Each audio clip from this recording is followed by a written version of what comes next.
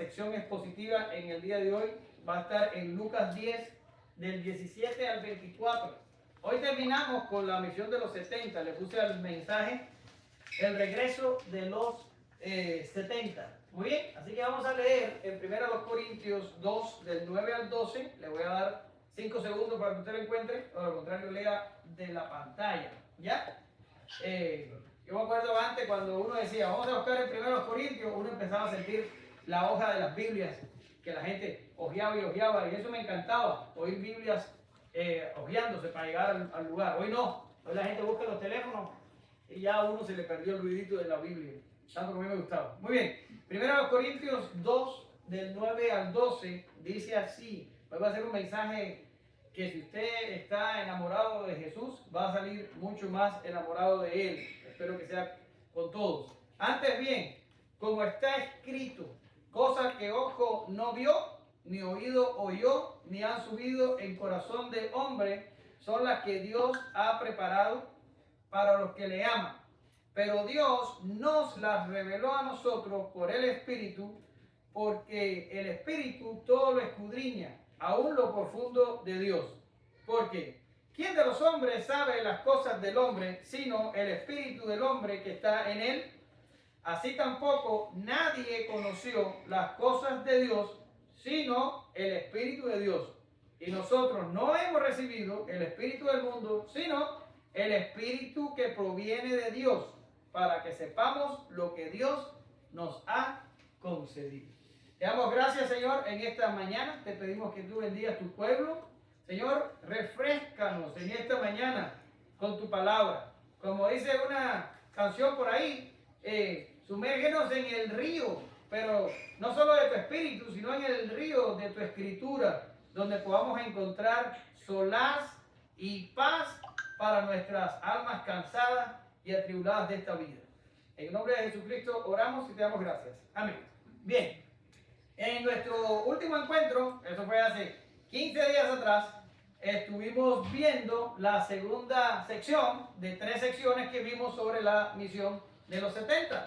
Estuvimos viendo la misión en sí, y estuvimos hablando de su urgencia, su prioridad. Estuvimos hablando de que algunos rechazarían la propuesta del Evangelio, y vimos que estos que rechazan la propuesta del Evangelio no podían esperar otra cosa que el juicio que vendría sobre ellos, sobre la generación de Jesús, que fueron los que oyeron directamente la predicación de estos discípulos, de estos 70 discípulos, o 72, dependiendo de la interpretación que usted dé ahí. Fueron el juicio de Dios se derramó sobre ellos en el año 70. Me imagino que casi todos estaban vivos cuando cayó el juicio por medio de la mano romana que tomó y destruyó la ciudad y el templo allí en Jerusalén. Ya, este juicio de Roma sobre Jerusalén fue peor para los judíos que para los cristianos que quedaban en la ciudad, porque los cristianos habían sido advertidos por Jesús y cuando vieron el peligro se fueron, pero los judíos endurecidos que no creyeron se quedaron en la ciudad y murieron, y la matanza fue indecible. Y esto se cumplió en las palabras de Jesús, que el juicio vendría sobre los que no prestaran atención a la predicación de él y sus discípulos. Hoy terminamos con esta misión y lo hacemos comentando el regreso de los 70. O sea, hace 2 clases atrás los enviamos, después hablamos de la misión y ahora vamos a hablar del regreso con ellos.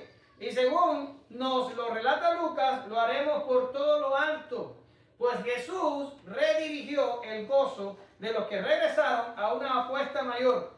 Y lo que en un momento fue asombro por un éxito terrenal, por un éxito ministerial, por un éxito en el servicio, el Señor lo cambió por gozo inefable de una herencia celestial, de una revelación invaluable y de una gracia eterna. Aprenderemos hoy que nada se compara al gozo de saber que somos discípulos de Jesús. Por tanto, 2 punticos. No creo que me voy a demorar demasiado hoy. Los 70 regresan del 17 al 20 y la bienaventuranza de ser discípulo de Cristo, del 21 al 24. Ahora, ella lee, pero lee alto, no confíes en el micrófono porque creo que no lo activé. Eso no sirve ni para ti ni para mí. Lee alto, alto, para que te grabe la cámara. Volvieron los 70 con gozo, diciendo, Señor, aún los demonios nos sujetan en tu nombre. Y les dijo, yo veía a Satanás caer del cielo como un rayo. He aquí hoy doy potestad de hollar serpientes y escorpiones, y sobre toda fuerza del enemigo, y nada os dañará. Pero no os regocijéis de los que los espíritus se os sujetan, sino regocijaos de que vuestros nombres están escritos en los cielos. Muy bien, gracias. ¿Qué tenemos aquí? Lo primero que encontramos es que los discípulos que salieron a predicar regresaron ¿con qué? Regresaron con gozo. ¿Ya? Esto me lleva a pensar de que cuando hacemos la obra de Dios, eso produce gozo. Si usted hacer lo que hace para Dios le desagrada, le importuna, le cambia el humor para mal, usted no es cristiano en lo absoluto. Pero si a usted le da placer, por ejemplo, los que predican, predicando, si a usted le da placer cantando, si a usted le da placer sirviendo, si a usted le da placer leer su Biblia, estudiar la palabra, hacer cualquier cosa que tenga que ver con Dios y con el Evangelio, si a usted le da placer eso, le da gozo, eso es una muy buena señal. Porque los discípulos de Cristo, cuando hacen su voluntad, se gozan. No es una carga pesada que uno tiene que cargar y decir, oh my God, en serio, esto es lo que tú tenías para mí, Señor. No, hay gozo. Hay gozo en el deber cumplido. Hay gozo en el gasto ministerial de un discípulo de Cristo. Hay gozo. No es una carga. Primera a Tesalonicenses 3:9 tiene un verso impresionante. ¿Por qué razón? Porque no sé si lo saben, pero el ministerio de Pablo en Tesalónica fue un ministerio de corta duración. Estuvieron muy poco tiempo allí por causa de la persecución. Tuvieron que salir. El evangelio lo sembraron en medio de luchas y de dificultades. Y cuando se fueron huyendo, ya estando Pablo en Atenas, Pablo se preocupó por la situación de los nuevos discípulos que había dejado e hizo regresar a Timoteo para que Timoteo le diera noticias de cómo se habían conducido las cosas en Tesalónica. Y cuando Timoteo regresa a Pablo, le da buenas noticias. La obra en Tesalónica no había sido detenida por la persecución y los discípulos los nuevos discípulos, los nuevos creyentes, estaban contentos y perseverando. Y cuando Timoteo le dice esto a Pablo, les estoy diciendo que Pablo lo que estuvo en Tesalónica fue pruebas y tribulaciones. Y la gente que se convirtieron recibieron desde el principio pruebas y tribulaciones. Ahorita Martín decía, Señor, te doy gracias porque a veces las cosas contigo son fáciles. Sí, y es verdad, muchas cosas con el Señor son fáciles, pero otras cosas con el Señor se vuelven tremendamente difíciles. Y esta congregación de Tesalónica lo vivió de cerca. Desde el principio se convirtieron y la prueba vino sobre ellos. Pero cuando Pablo recibe la noticia de Timoteo de que la gente estaba todavía perseverando y estaba aguantando, Pablo escribe una carta a ellos y le escribe este verso que les estoy poniendo aquí. Y dice Pablo, por lo cual, ¿qué acción de gracia podemos dar a Dios por vosotros? Por todo el gozo con que nos gozamos a causa de vosotros delante de nuestro Dios. El versículo anterior a ese, pero no lo puse para que la diapositiva cupiera, Pablo escribe y dice, porque ahora vivimos sabiendo que vosotros estáis bien. Es decir, como decimos nosotros los cubanos, nos ha vuelto el alma al cuerpo. Tenemos paz de saber que la obra que sembramos en medio de tribulaciones no se murió, sino que ustedes perseveran. Esto nos trae gozo. ¿En serio? ¿Fueron perseguidos? ¿En serio? Tuvieron tribulación, pero Pablo sentía gozo porque habían hecho la obra de Dios en Tesalónica. La obra de Dios produce, ¿qué cosa? Produce gozo. Pero estos discípulos no solo traían gozo por el deber cumplido y por haber hecho este trabajo evangelístico, sino que traían asombro. ¿Y por qué se asombraban? ¿Y se acuerda de lo que acaba de leer ella? Se asombraban de que los demonios se les sujetaban. ¿Qué quiere decir esto?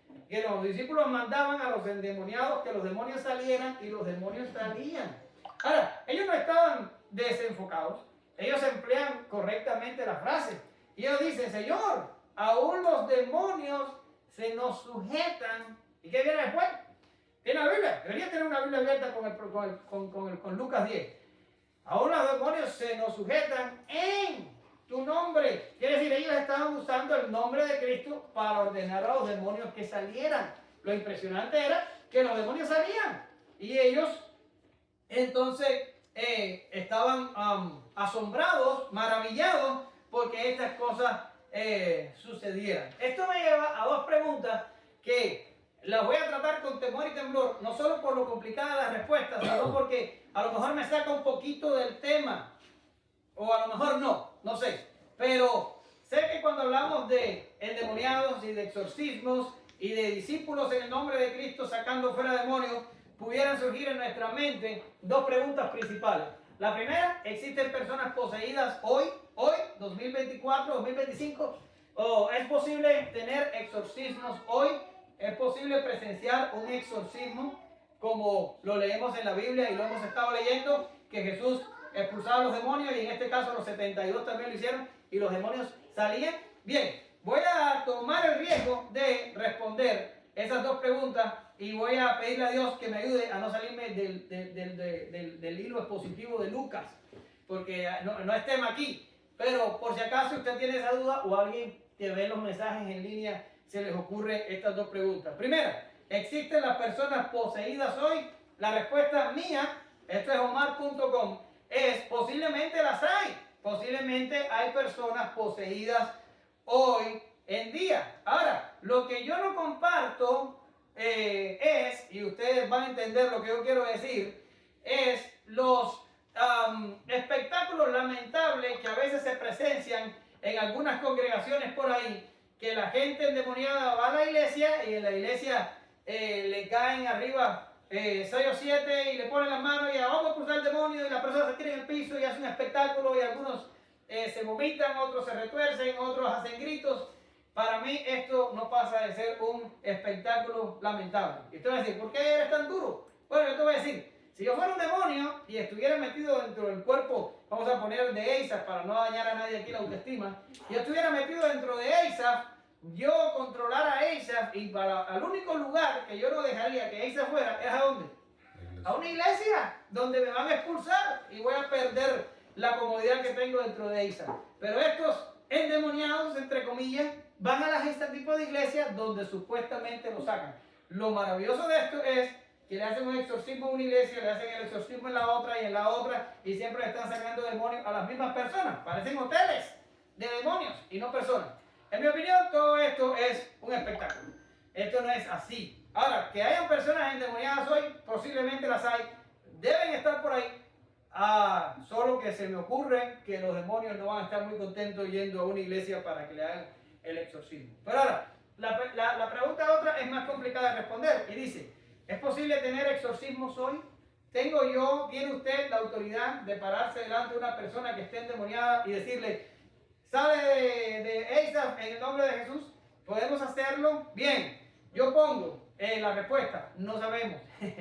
No sabemos. ¿Y por qué yo digo no sabemos? Porque yo nunca he estado en una situación donde yo pueda pensar legítimamente que yo hice semejante cosa. Aunque en mi pasado viví episodios raros, pero no me atrevería a decir que es un genuino exorcismo ni nada por el estilo. No sabemos. Hay maestros respetables que niegan por completo esta posibilidad. Sin embargo, no quiero cerrar la puerta y ponerme dogmático con ustedes en este tema, porque si nos despojamos de todo prejuicio y podemos comentar posiblemente que a lo mejor bajo una circunstancia controlada por la providencia de Dios y por la voluntad de Dios, estas cosas pudieran suceder. ¿Y en qué texto me baso? Bien, yo me baso en Santiago 5 del 14 al 15. No se lo puse ahí, pero es un texto que ustedes conocen y ni siquiera hace falta leerlo. Es el famoso texto donde Santiago dice, ¿hay alguno enfermo entre vosotros? Ok, llame a los ancianos de la iglesia y pongan las manos sobre él, úngalo con aceite y la oración de fe sanará al enfermo y si tuvieran pecado les serán perdonados. Ahora, ¿qué tenemos aquí en este verso de Santiago? Cuando nosotros interpretamos adecuadamente este verso de Santiago, tenemos que concluir que los dones de sanidad no están activos hoy, ¿ok? Nosotros como bautistas particulares somos cesacionistas y decimos que los dones extraordinarios del Espíritu cesaron cuando el tiempo apostólico terminó. Cumplieron su propósito en el tiempo apostólico. Y pues nosotros ya no estamos bajo ese tiempo, no hay ese tipo de dones activos para nosotros. Sin embargo, si concluimos que Dios, de forma providencial, por su soberanía, porque Él quiere, porque Él tiene un plan, Él puede sanar a alguna persona como resultado de ¿qué? De la oración congregacional. Quiere decir, cuando nosotros oramos aquí en la oración de intercesión por los enfermos, positivamente creemos que Dios puede sanar a una persona que esté enferma. No importa la enfermedad que tenga, Dios puede sanarla si Él quiere. Pero ese es el problema. El don de los apóstoles actuaba a voluntad de los apóstoles. Pedro se le paró delante de la puerta de la hermosa y le dijo al cojo, en el nombre de Jesucristo, levántate y anda. Y la persona se levantó y anduvo automáticamente. Sin embargo, nosotros cuando oramos, ponemos la mano y decimos, Señor, si es tu voluntad, sana a fulanito. Y le pedimos a Dios que lo haga si quiere Él hacerlo. Pero nosotros no podemos ejercer una voluntad decretiva diciendo, sánalo ahora, Señor, y la persona va a sanar. Todo el que hace eso por ahí es un mentiroso y un manipulador, porque a veces las personas realmente no se sanan en lo absoluto. ¿Ya está? Ahora, ¿qué quiero decir con esto? Si ya pasamos por este pasaje y decimos, no hay un don de sanidad, pero sí Dios soberanamente, providencialmente puede sanar, ha sanado, y estoy seguro que usted tiene por ahí algún testimonio de en algún momento a un familiar o a usted mismo, Dios lo ha sanado de una enfermedad, y eso está muy bien. Ahora, podemos decir que lo mismo puede ocurrir con un exorcismo. ¿Puede haber una persona endemoniada? Puede haberla. Y si Dios quiere que esa persona endemoniada se encuentre con uno de nosotros para expulsar al demonio, predicar el evangelio y traerlo a los pies de Cristo, si Dios quiere hacer eso, ¿quién se lo va a impedir? Nadie. Dios lo va a hacer. Como decía Suger Michelén en una pregunta que le hicieron en algún momento, que si él era cesacionista, y cesacionista significa que cree que los dones extraordinarios terminaron con la era apostólica, y él dijo, yo soy cesacionista, pero Dios no es cesacionista. ¿Qué quiere decir? Yo creo que los dones han cesado, pero Dios puede hacer lo que Él quiera, y Dios puede romper cualquier cesación, y Dios puede comenzar cualquier operación en el momento que su voluntad lo determine. Por tanto, puede haber exorcismo hoy, solo que Dios quiera, solo que Dios tenga al siervo adecuado, en el momento adecuado, y con la persona en la que Dios se quiere revelar, y que el exorcismo tome lugar, lo tomará. ¿Y sucederá? Sucederá. Y estoy seguro que en 2000 años de cristianismo es probable que ya hayan pasado algunos por ahí donde Dios ha actuado de forma providencial porque Él le ha dado su absoluta gana. No voy a cerrar la puerta en un absoluto diciendo esto no sucede hoy. ¿Ok? Esa es la explicación que tengo para esas dos preguntas. Hasta aquí, ¿todos estamos claros? Muy bien. Entonces voy a retomar el hilo lucano y me voy a ir a Satanás cayendo del cielo. Cuando los discípulos le dicen a Jesús que estaban impresionados de que los demonios se les sujetaban, Jesús le dice, yo veía a Satanás caer del cielo como un rayo. Ahora, ¿qué está pasando aquí? Bien, los discípulos contemplaron la escena en su alrededor. Quiere decir, ellos se vieron a ellos expulsando demonios, los demonios saliendo, y eso fue todo lo que experimentaron. Sin embargo, Jesús, cuando mira la escena, no solo ve a sus discípulos expulsando demonios, sino que Él ve una guerra cósmica entre el reino de Dios y el reino del mal. ¿Hay guerra espiritual? Sí, la hay, ocurre, sucede, está presente, incluso ahora. Usted oyendo la palabra, hay guerra espiritual en este caso. Usted dice, ¿en serio? Yo pensaba que éramos bautistas. Sí, somos bíblicos. Y en la Biblia nos dicen que el diablo está en contra de todo lo que se llama el reino de Dios. Ahora, ¿cómo sucede una guerra espiritual ahora mismo? Bien, algunos de ustedes puede que ahora mismo estén pensando en cualquier tontería. En las mariposas que vuelan, o lo que van a hacer cuando salgan de aquí, o si el agua está demasiado fría del bautismo, o si uno de ellos se va a ahogar, o están pensando en cualquier tontería. Eso es guerra espiritual. Ese es el diablo metiéndote, o un demonio o lo que sea, metiéndote ideas locas en la cabeza para que tú estés pensando en Rambo y no estés pensando en la palabra de Dios. Y estás aquí por gusto. ¿Por qué? Porque has flaqueado a la guerra espiritual. Sí sucede, sucede. Y está presente Ya está, y esto es lo que Jesús ve. Pero Jesús ve más allá, y Jesús ve al diablo cayendo del cielo como un rayo, o sea, repentinamente del cielo hacia la tierra. Y hay algunos comentaristas, y yo estoy de acuerdo con esto, de que dicen que esto es que Jesús lo que hizo fue rebobinar hacia adelante, rebobinar es hacia atrás. ¿Cómo diría? Echar la historia hacia adelante, o sea, la miró en el momento que estaba sucediendo con los discípulos y le dio para adelante, que ve todos los muñequitos moviéndose más rápido. Y llegó hasta el final y vio a Satanás derrotado y completamente fastidiado, y el triunfo del reino de Dios sobre la tierra. Quiere decir, habló de momento en la guerra espiritual y habló también escatológicamente viendo a Satanás totalmente destruido. ¿Esto puede hacerlo Jesús? Sí, puede hacerlo así, puede hacerlo asado.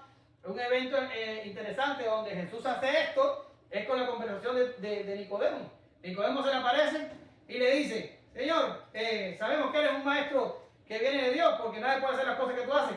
Y Jesús le hizo así: ¡ran! Nadie que no nazca de nuevo puede entrar en el reino de Dios. Tú dices: ¿qué pasó aquí? No entendí nada. Esa no es la respuesta que tenía que dar.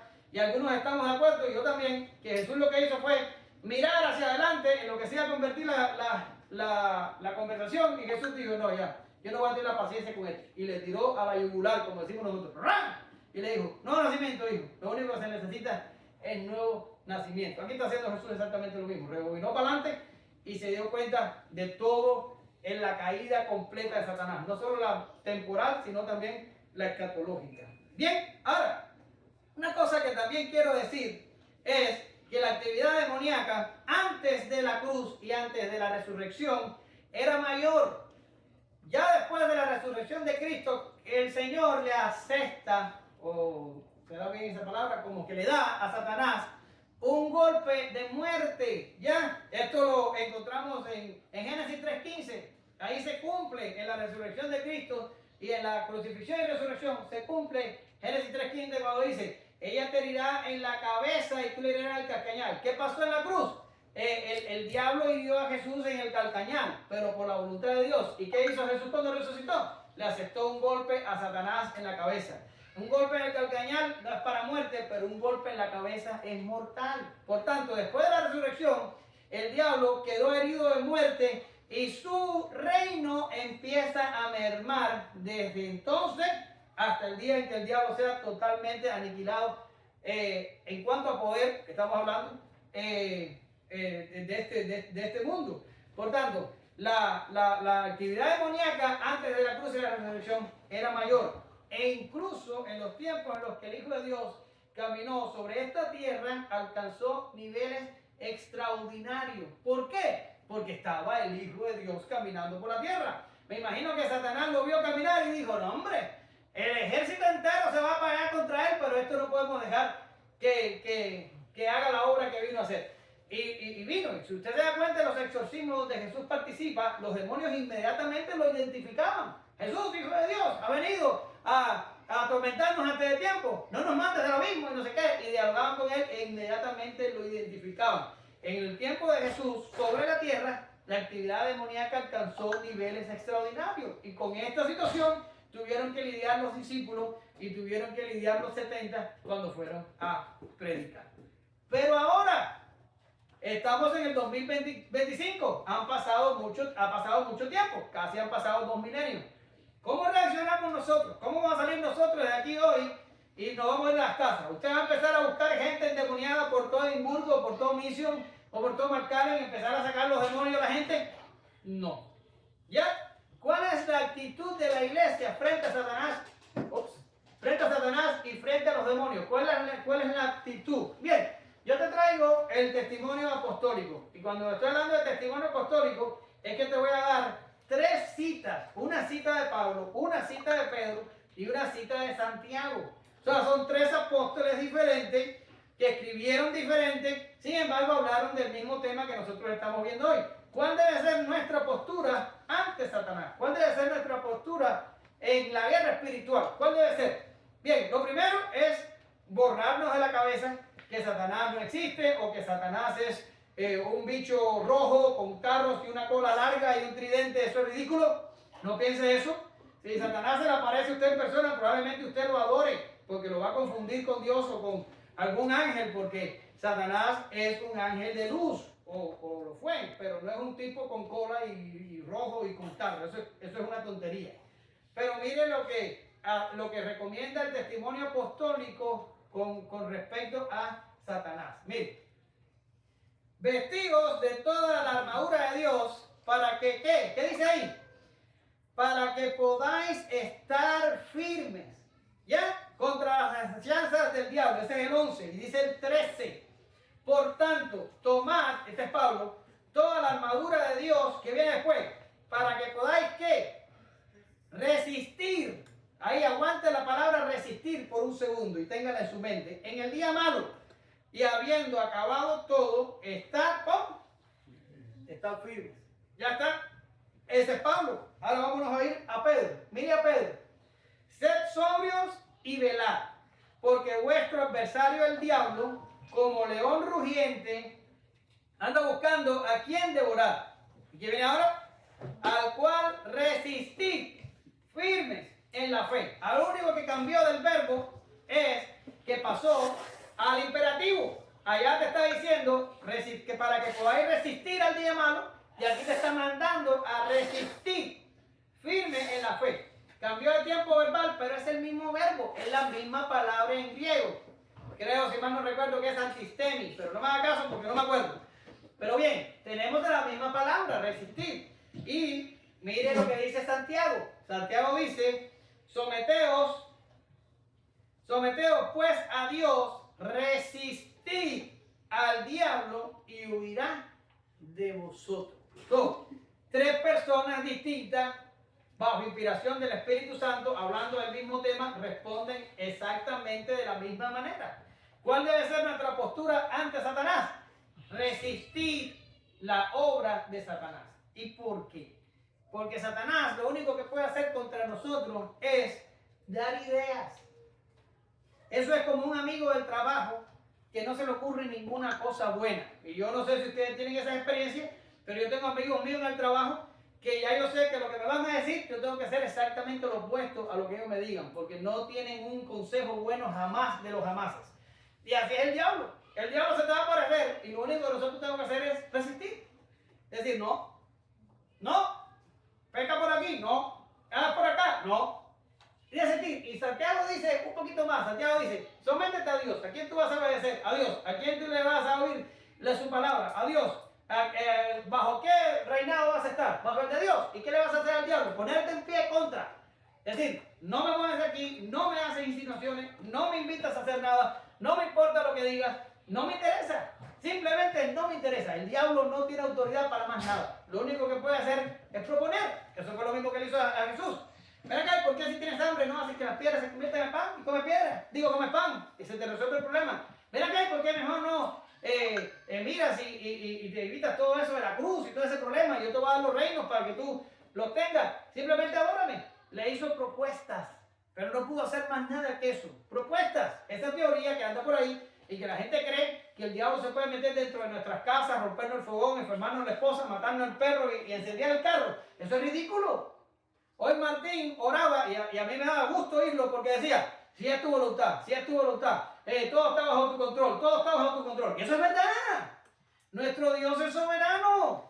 Y el diablo no anda por ahí haciendo ese tipo de cosas. Si Dios lo soltara, a lo mejor lo hiciera. Si Dios le dejara, lo hiciera. ¿Qué le pasó a Job?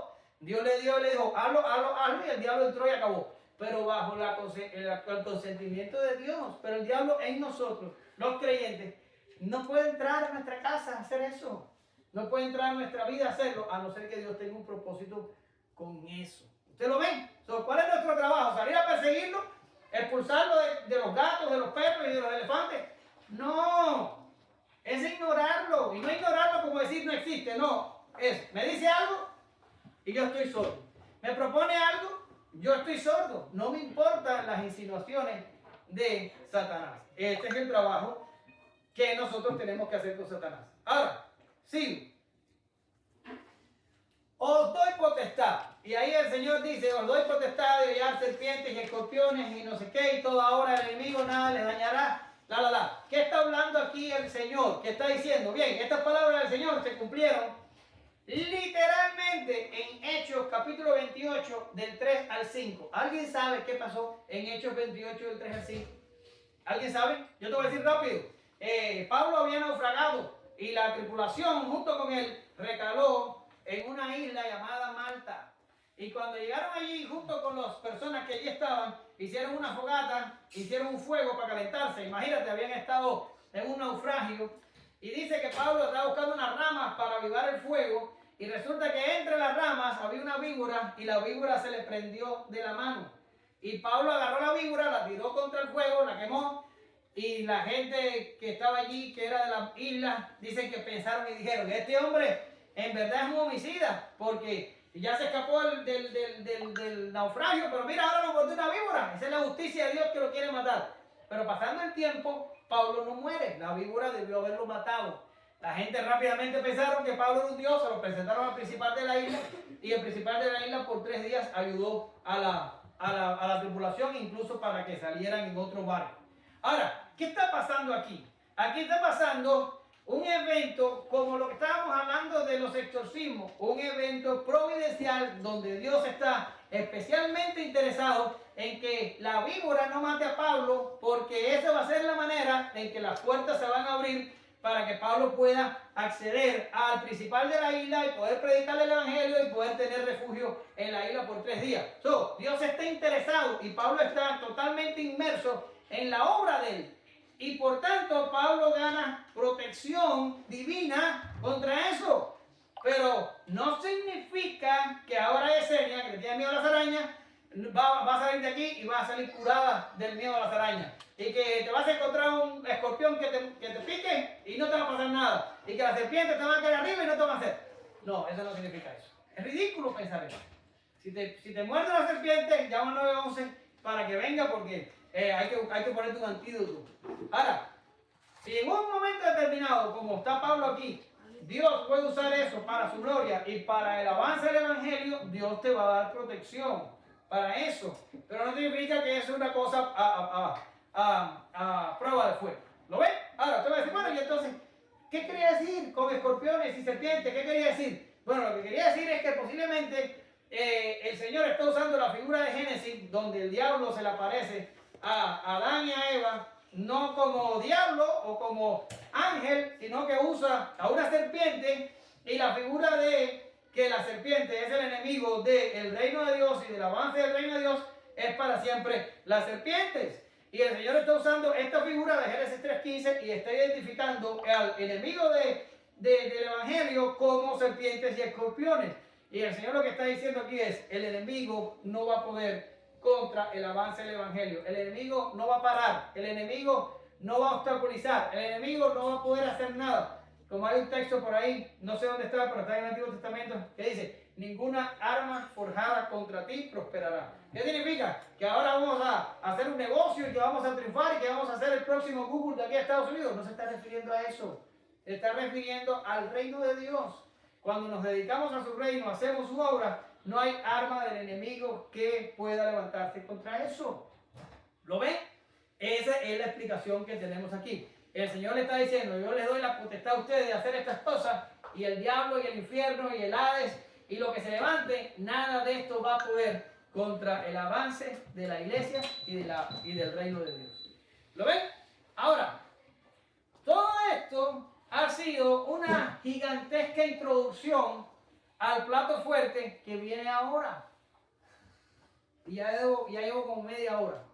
Todo esto es una grande introducción, porque ahora la cosa es cuando se pone buena. Llevamos un buen rato hablando del regreso de los 70, del diablo, los demonios y toda la onda. Pero ahora Jesús le da un giro impresionante a la conversación. Y le dice, pero no se gocen en que ustedes puedan hacer estas cosas, sino, ¿en qué se van a gozar? Gócense en que sus nombres están escritos en los cielos. El Señor le da un giro impresionante a la conversación. Los discípulos estaban contentos y entusiasmados con un éxito terrenal, con un éxito ministerial, con un gozo que había provisto el servicio a Él. Sin embargo, Jesús trata de elevar la vista de los discípulos por encima del sol y le está diciendo, el éxito ministerial puede ser bueno, el vencer las obras, las fuerzas del mal puede ser reconfortante, pero todo esto no solo puede ser secundario, sino carecer de cualquier valor si la persona está sujeta a condenación. Esto muy elaborado que te acabo de leer, ¿qué es lo que está queriendo decir? Que tú puedes hacer, entre comillas, la obra de Dios. Tú pudieras predicar, tú pudieras hacer y bajar y subir y obrar. Y la gente se pudiera asombrar. Pero nada de esto es causa real de gozo si tu nombre no está escrito en los cielos. Entonces, ¿y puede alguien que no sea salvo hacer una obra similar a la que hacen los creyentes? ¿Bien? No todo el que me dice Señor, Señor, entrará en el reino de los cielos, sino el que hace la voluntad de mi Padre que está en los cielos. Ahora viene y dice, muchos, ¿cuántos son? Muchos. Muchos, no son pocos. Muchos me dirán en aquel día, ¿cuál día? El día del juicio. Señor, Señor. Y aquí los comentaristas dicen que al usar el nombre del Señor 2 veces, eso se está refiriendo a confianza, a amistad, como que cuando yo digo Señor, Señor, estoy diciendo tengo una relación contigo y me puedo dirigir a ti de esta manera. Escucha, dice, Señor, Señor, no profetizamos en tu nombre y en tu nombre echamos fuera demonios y en tu nombre hicimos muchos milagros. ¿No es esto lo mismo que hicieron los 70? Dígame usted, ¿no es lo mismo? ¿O no es similar? ¿O no se parece? Sí, se parece. Al menos externamente se parece. Y dice el Señor, y entonces les declararé, nunca os conocí, apartados de mí, hacedores de maldad. Hay unas versiones que dicen, apartados de mí, ustedes que practican la iniquidad.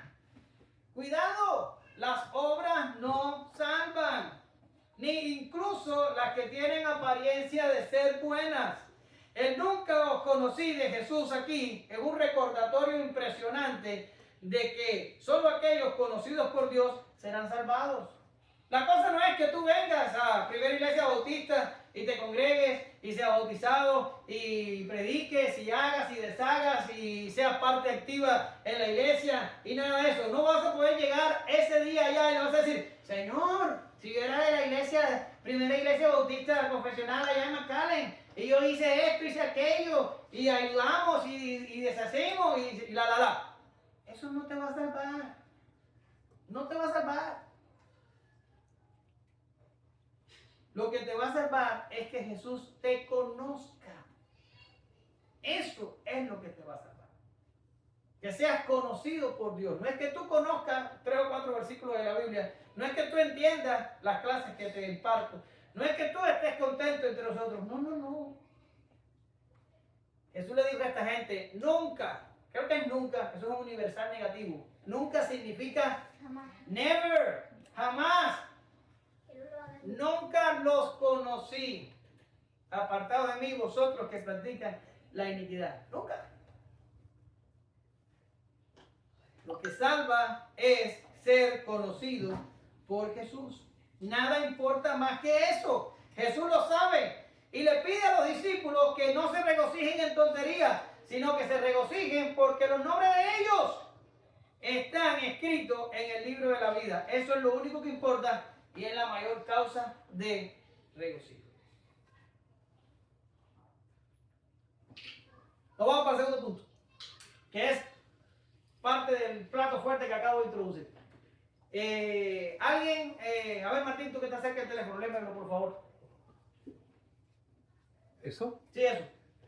En aquella misma hora Jesús se regocijó en el Espíritu y dijo, yo te alabo, oh Padre, Señor del cielo y de la tierra, porque escondiste estas cosas de los sabios y entendidos, y las has reservado a los niños. Sí, Padre, porque así te agradó. Todas las cosas me fueron entregadas por mi Padre, y nadie conoce quién es el Hijo sino el Padre, ni quién es el Padre sino el Hijo, y aquel a quien el Hijo lo quiera revelar.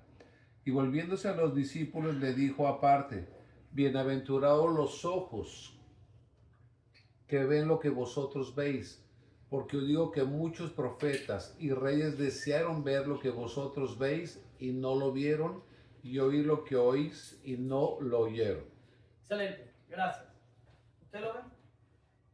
El Señor le dice a los discípulos, regocíjense que sus nombres estén escritos en los cielos. Y cuando Jesús dice esto, Jesús irrumpe en una alabanza, en una doxología, y alaba a su Padre que está en los cielos. De toda la Biblia entera, esto que acaba de pasar con Jesús, no le encuentro un parecido mayor a Romanos 11 del 33 al 36. No lo busque, no vaya ahí. Pero ¿qué pasó ahí? Por 11 capítulos el apóstol Pablo ha estado explicando lo que es el plan completo de salvación. El núcleo de la teología del cristianismo está en los 11 capítulos de Romanos. Pero cuando el capítulo 11 llega a su final y ya Pablo terminó toda la explicación teológica acerca de la salvación y del plan de Dios para salvar su pueblo escogido, Pablo irrumpe en una alabanza y dice, oh sabiduría de la gloria de Dios y no sé qué, y empieza a decir ahí unas cuantas cosas que ahora no lo vamos a repetir. Pero Pablo queda abrumado. Pablo queda abrumado ante la majestad detrás del plan que acaba de explicarle a los que están en Roma. Y este Pablo rompe en la oración. Y aquí Jesús le dice a los discípulos, ustedes gócense de que el nombre de ustedes esté escrito en el reino de los cielos. Y me imagino que el Señor, conociendo todos los detalles del plan, irrumpe en la misma explosión de adoración que irrumpió el apóstol Pablo. Quedó abrumado de la majestad detrás del plan. ¿Y qué es lo que hace? En medio de la alabanza lo explica. En medio de la alabanza lo explica. Y dice, sí, Padre, porque así te agradó, todas las cosas me son entregadas por mi Padre, y nadie conoce otro universal negativo. Nadie. ¿Quién es nadie? Nadie. Ninguna persona conoce al Hijo sino el Padre. Ni quién es el Padre sino el Hijo y aquel a quien el Hijo lo quiera revelar. Este es el núcleo de la predicación. Este es el centro del Evangelio. Vamos a explicarlo poco a poco.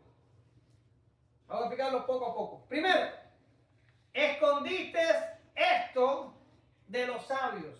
¿Por qué?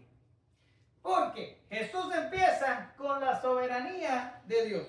Jesús empieza con el beneplácito divino. El Padre, porque quiso, escondió el Evangelio de los sabios y de los entendidos. No hay otra explicación. ¿Por qué lo hizo? Porque quiso. ¿Por qué lo hizo? Porque puede. Él decidió soberanamente diciendo, mi plan se lo voy a esconder de los sabios y se lo voy a revelar a los niños. Veamos el contraste. ¿Cuál es la diferencia entre un sabio y un niño? Que el sabio tiene mucho conocimiento, según él, y el niño tiene poco o ningún conocimiento. Pues nos damos cuenta de lo que un niño es. Ya está. Ahora, el Señor sabe que un niño va a confiar más rápidamente que un sabio. Te voy a poner un ejemplo. Claro que aquí no me va a servir porque aquí están mis hijos y yo los he desintoxicado de toda esa tontería. Pero yo quiero que los adultos que están aquí me digan cuántos creen en el ratón Pérez. ¿Saben cuál es el ratón Pérez? No. ¿El de el los que dientes? tú le pagas para que te traiga un diente. ¿Cuántos creen en eso? No, es que así te cae, a ti se te cae un... ¿Cuántos creen en el ratón Pérez? Levanten la mano. Nadie, ¿verdad? Pero si yo voy al autobús mío, donde tengo unos cuantos niños y les pregunto, el 95% de los niños del autobús van a creer en el ratón Pérez.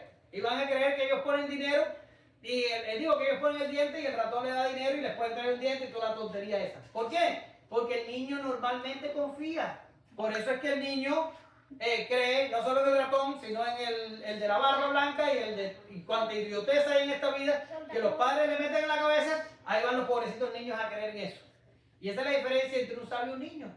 El niño confía, el sabio duda. Si tú vienes a una persona adulta y le hablas de ratón Pérez, la persona adulta se va a reír. A no ser que sea un idiota y entonces diga, ay sí, el ratoncito lo hace. Como vi en Facebook ahora en Navidad, una familia mía en Facebook pone, lo único que quiero de Santa es que traiga salud. Y yo digo, pero ¿qué cosa es esto? Todavía tú puedes decir, a Santa que me traiga un perfume, y yo sé que mi esposa me va a regalar el perfume, pero salud, ningún ser humano puede dar eso. Le está pidiendo una cosa a una cosa imaginaria que solo Dios puede dar. Digo, esta pobrecita tiene una neurona en el cerebro aburrida, porque no tiene otra neurona con quien conversar. Después si me pagas lo suficiente te digo quién fue, porque también es familia tuya. ¿Será un mal de familia? Ahora, está la diferencia entre niños. Pero aquí el Señor no se está refiriendo a niños como Egel y como Eisa. Simplemente está usando la figura de un niño como alguien que se despoja de lo que cree y de lo que sabe y confía en la revelación que Dios le está dando acerca de su Hijo y de todo lo que tiene que ver con el plan de salvación. El Señor lo escondió de los sabios porque los sabios todos lo alegan. Usted se encuentra con este tipo de personas que le vas a predicar el Evangelio y ellos saben más de Cristo que tú, y ellos saben más de Biblia que tú, y ellos son más cristianos que tú. Y tú lo ves vivir en la inmundicia, pero ellos saben todo. No le expliques nada que ellos saben todo. Entonces, ¿lo has visto? ¿Te has tropezado con este tipo de personas? Sí, seguro que sí. Pero los niños no son así. Los niños te lo explican y te dicen, amén. Ah, mira, sí. No, amén. No me había dado cuenta que era de esa manera. Hasta ahora que lo pensé, es que me cae el 20 que así es. Eso es un niño. Ahora, no se está refiriendo a niños, se está refiriendo a personas que actúan como si fuera un niño en cuanto a las cosas espirituales que Dios revela. Ahora, yo te voy a hacer una pregunta. ¿Pudo Dios hacerlo al revés? ¿Tiene Dios el poder suficiente para convencer a un sabio? Por supuesto que lo tiene. ¿Pudo haberlo hecho? Sí. ¿Hubiera sido más complejo? No, porque para Dios no hay nada imposible. Entonces no fue que el Señor quiso hacer el trabajo más fácil. Para Él todos los trabajos son fáciles. El Señor simplemente lo hizo así. ¿Por qué quiso? Porque es un Dios soberano y le revela lo que quiere revelar a quien quiere revelar porque le da su gana. Ahí no se puede meter nadie. Él es Dios y Él se revela a quien Él quiere. Por eso que Jesús dice, sí, Padre, porque así te agradó. Romanos 9:21. ¿O no tiene potestad el alfarero sobre el barro para hacer de la misma masa un vaso de honra y otro para deshonra? ¿Algún alfarero? El alfarero puede coger la masa y hacer un vaso para honra y un vaso para deshonra. No importa el significado que usted le dé a vaso de honra y vaso de deshonra. Y el alfarero puede hacer con la masa lo que quiera. Y el Señor, porque quiso, lo reveló, los misterios del reino, a los niños. Mira lo que dice Salmo 115:3. ¿Qué dice? Ese Salmo 115:3. Nuestro Dios está en los cielos. Todo lo que quiso, ha hecho. Todo lo que quiso. Él alcanza a quien Él quiere alcanzar, convence a quien quiere convencer, se revela a quien se quiere revelar. Y cuando Él hace la obra, la hace completa, la hace bien y la hace para siempre. Y la hace para siempre. Pero no se detiene ahí. No se detiene en la soberanía y en el beneplácito de Dios, sino que va más allá y dice, todas las cosas me fueron entregadas. Y dice, nadie conoce al Padre, solo el Hijo conoce al Padre. Y nadie conoce al Hijo, solo el Padre. ¿Y a quién? Al que el Hijo lo quiere revelar. Ahora, ¿qué está pasando aquí? Aquí lo que está pasando es que el Señor está diciendo, la revelación, mis palabras, mi evangelio, el plan de Dios para salvar gente, solo puede entrar en una cabeza humana por revelación divina. No se trata de convencer ni de manipular, no se trata de estudiar ni volverlo a estudiar, no se trata de padecer y volver a padecer, no se trata de incluso de cambiar. Se trata de que Dios te lo quiere revelar. No hay manera. Solo Dios lo puede revelar. Lo hemos estado hablando en mensajes anteriores, lo ha estado hablando Alex, lo está hablando Martín. Todo el mundo lo ha hablado. Hemos hablado de Lidia y hemos hablado de mil gente demostrando de que la obra de Dios en el corazón humano solo puede hacerla Dios. Solo Dios puede hacerte resucitar de estar muerto en pecado. Solo Dios te puede dar una nueva naturaleza. Solo Dios puede provocar en ti una regeneración. Solo Dios te puede llevar a la conversión. Solo Dios puede poner la fe. Solo Dios puede convencer. Solo Dios puede despertar. Solo Dios puede hacer todas estas cosas. Es Dios. Pero Dios lo hace, Dios el Padre lo hace a través del Hijo.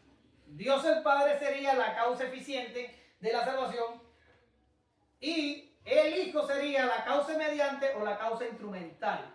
Y eso es lo que Jesús está tratando de explicar aquí. Pero ve lo que dice lo que dice Juan 1, 14 y 18. Escuchen, para que usted vea que es lo mismo que está diciendo Jesús a lo mismo que pone Juan aquí. Y dice, y aquel verbo, o sea el Hijo, fue hecho carne y habitó entre nosotros. Y vimos su gloria, gloria como del unigénito del Padre, lleno de gracia y de verdad. Dice el 18. A Dios, ¿qué dice? Otro universal negativo. Nadie le vio jamás. El unigénito Hijo que está en el seno del Padre, Él le ha dado a conocer. Ahora, te expliqué la teoría. Vamos a la práctica. Pues mira la práctica aquí en Gálatas 1, del 15 al 16, para que usted vea lo maravilloso que es esto. Y mira lo que dice Pablo. ¿Qué era Pablo? Un perseguidor. ¿Qué era Pablo? Un fariseo. ¿Estaba tratando de convertirse? No. ¿Quería ser cristiano? No. ¿Quería servir a Dios verdadero? No. Él solo quería perseguir la iglesia. Pero mira lo que dice Pablo. Mira lo que dice. Pero cuando agradó, ¿de qué hemos estado hablando? De voluntad de Dios, de soberanía de Dios, de beneplácito de Dios, de que Dios hace las cosas porque quiere hacerlas. ¿Ya? Y aquí dice, pero cuando agradó a Dios, coma, que me apartó, ¿desde cuándo? Desde el vientre de mi madre, y me llamó por su gracia. ¿Qué dice? Revelar a su Hijo en mí para que yo le predicase entre los gentiles. No consulté enseguida con carne ni sangre. Dios, desde antes de la fundación del mundo, había escogido a Pablo, y cuando él se agradó, en el momento que él quiso, él le reveló a Pablo a Jesucristo. Y esto a mí me llena de satisfacción y de un gozo que yo no sería capaz a ustedes de explicárselo de ninguna manera. Porque yo, cuando estaba en el vientre de mi madre, no tenía valor ninguno, ni para ella, ni para él. Yo fui un niño no deseado.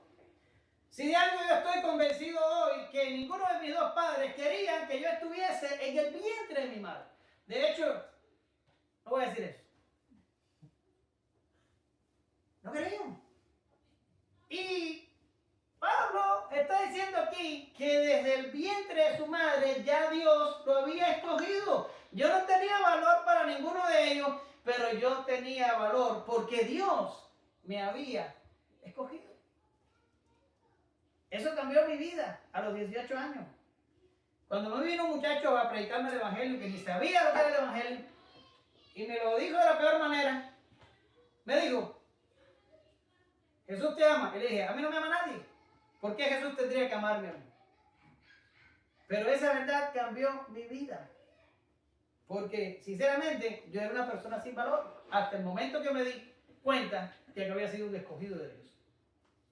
Yo no sé si esto te llena a ti el alma hoy, pero yo no quiero otra cosa en mi vida. Yo tengo todo lo que yo necesito y es mi nombre escrito en los cielos. Esto te cambia la vida y te la cambia para siempre. De que tú sepas que tu nombre está escrito.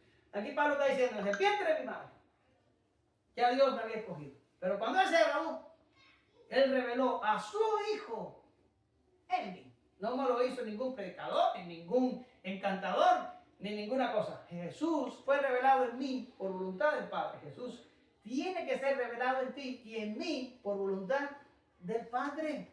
Tiene que ser Él el que te lo revele.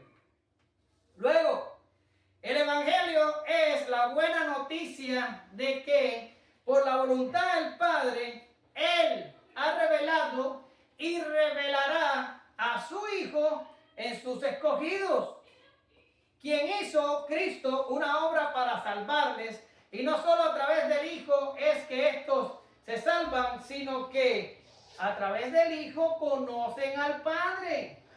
¿Y quiénes son estos escogidos? Aquellos que tienen los nombres escritos en los cielos. Escucha, todo comienza con el Padre y termina con el Padre. El Padre elige a los salvados y al Hijo mismo.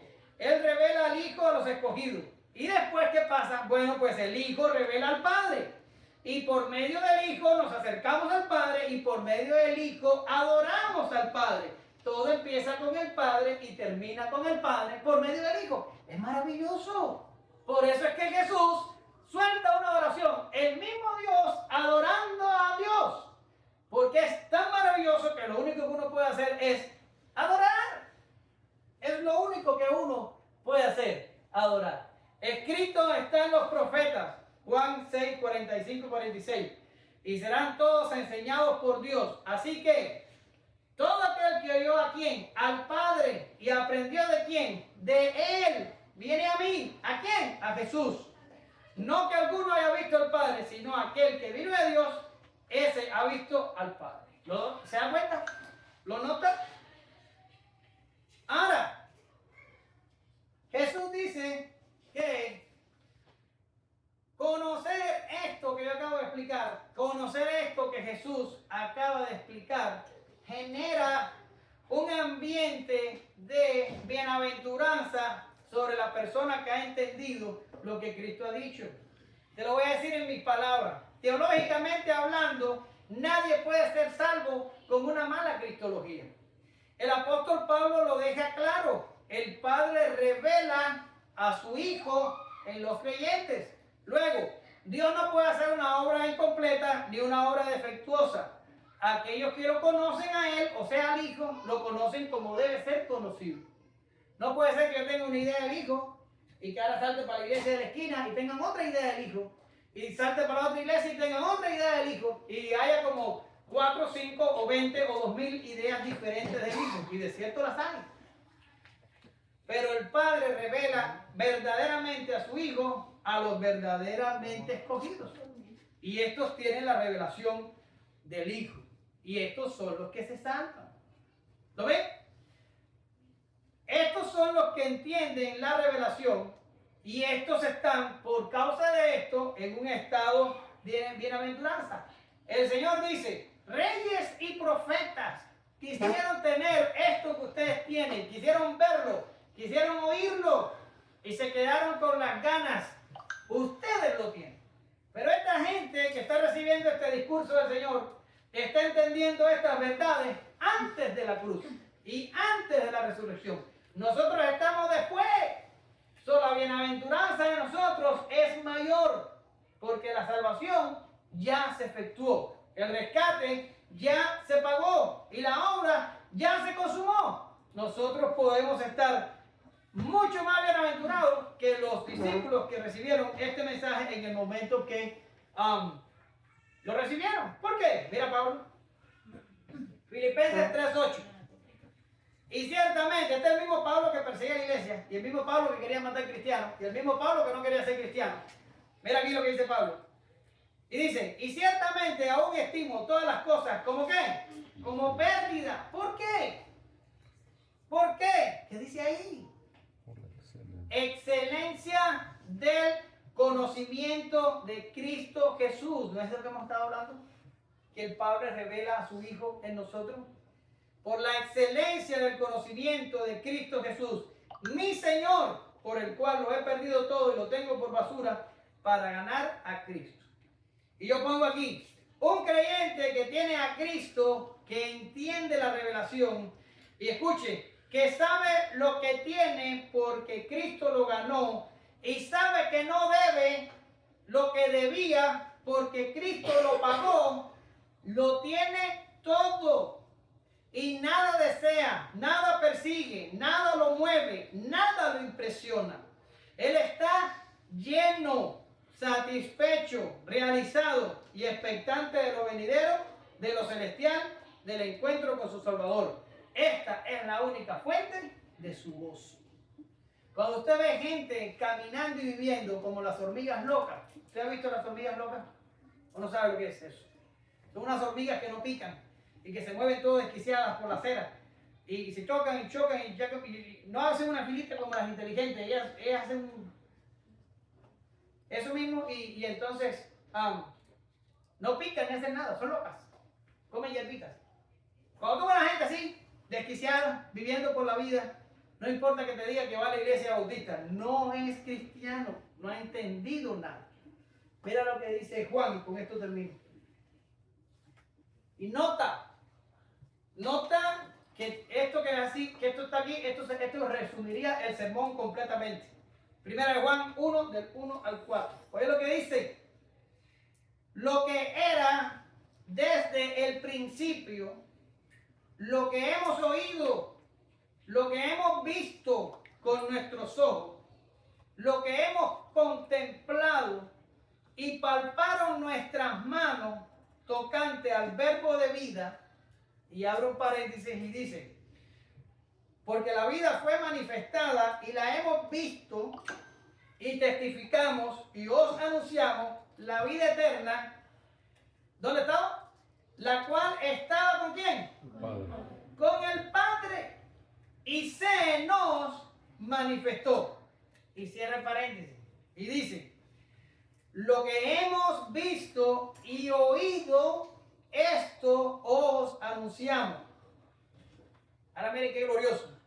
Para que también vosotros tengáis comunión con nosotros. Y ahora viene lo bueno. Y nuestra comunión verdaderamente es con el Padre y con su Hijo Jesucristo. Punto. Estas cosas os escribimos. ¿Para qué? Para que su gozo sea cumplido. ¿Qué significa un gozo cumplido? Significa que es un gozo que tú no puedes añadir más gozo. Ya, te gozaste todo lo que quieras gozar. Eso trae verdadera causa de gozo. Pero escucha lo glorioso que está, porque está diciendo, para que vosotros tengáis comunión con nosotros. Nosotros somos una iglesia confesional. Y yo no sé si usted se lo ha preguntado por hecho, ¿por qué tenemos que tener ese nombre tan raro ahí? Confesional. Significa que nosotros confesamos lo mismo que confesó Calvino, lo mismo que confesó Agustín, lo mismo que confesó Pablo, lo mismo que confesó Juan. ¿Y por qué tendríamos que confesar lo mismo? Porque es la única manera que nosotros podemos tener comunión con ellos. Y yo sé que me vas a decir, hermano, despierta, ya se murieron todos. Y yo te voy a responder como respondió Jesús en algún momento. Dios no es un Dios de muertos, Dios es un Dios de vivos. Y el que tiene oídos para oír, oiga. Por eso somos confesionales, porque tenemos que tener comunión con ellos, porque ellos fueron los que palparon con sus manos al verbo de vida. Y dicen, y nosotros tenemos comunión, dicen ellos, teníamos comunión con el Padre y con su Hijo Jesucristo. Concluyo. Los 70 hicieron una obra impresionante. Predicaron las buenas nuevas e hicieron milagros. Llevaron el reino de Dios a las aldeas e instaron a las personas al arrepentimiento. Fue tanto el éxito del grupo que hasta los demonios se les sujetaban. Regresaron a Jesús gozosos e impactados, pero el Señor se enfocó en lo importante y no se dejó mover a lo secundario. Y no le reprendió por el gozo, pero le redirigió a su correcto lugar. Lo que importa es la salvación. Ahí lo dijo Martín en la oración como 4 o 5 veces. Solo ahí hay gozo real. ¿Estás seguro de que tu nombre está escrito en los cielos? Porque te veo divagar, rondas insatisfecho, buscando todavía. Pero aquellos que poseen a Cristo y Él a ellos son como el barco que encuentra puerto y amarra fuertemente sus cuerdas al muelle. Es como encontrar refugio en medio de la tormenta. Es como poner la pieza que faltaba en el rompecabezas. Es la última palabra del discurso. Es encontrar la paz, la satisfacción y el gozo. Es poder parar por fin. Como decía Agustín, nuestros corazones no se llenan hasta que no tenemos a Jesucristo en él. Pero si lo tenemos, deberíamos estar llenos. Te damos gracias, Señor, en esta mañana por esta gloriosa salvación que tú nos has dado a tu pueblo, Señor. Gracias por revelarnos a tu Hijo. Gracias por escogernos antes de la fundación del mundo. Y gracias por escribir nuestro nombre en los cielos. Aquí en la tierra muchas veces no pasamos de ser insignificantes, invisibles y poco valorados. Pero este mundo pasa y sus deseos también. Está pronto a terminarse y todo aquí tiene caducidad. Pero nos dirigimos al cielo donde encontraremos a nuestro Salvador y estaremos para siempre con Él. Allí hay infinito gozo, allí tenemos felicidad sin fin y allí nos encontraremos con aquellos otros que también son parte de la iglesia y con los cuales compartiremos la eternidad. Qué importantes verdades nos ha compartido, Señor, tu palabra en esta mañana, que anclan nuestra alma al gozo tuyo y nos hacen despreciar cualquier cosa temporal que este mundo pueda ofrecernos. Ayuda a tu iglesia a valorar las verdades espirituales. Ayuda a tu iglesia a poseer a Cristo, Señor, porque a veces parece que no lo estimamos, como hicieron los judíos en el tiempo que Jesús caminó por la tierra. Ayúdanos, Señor, en el nombre de Jesús. Amén. Gracias, Señor.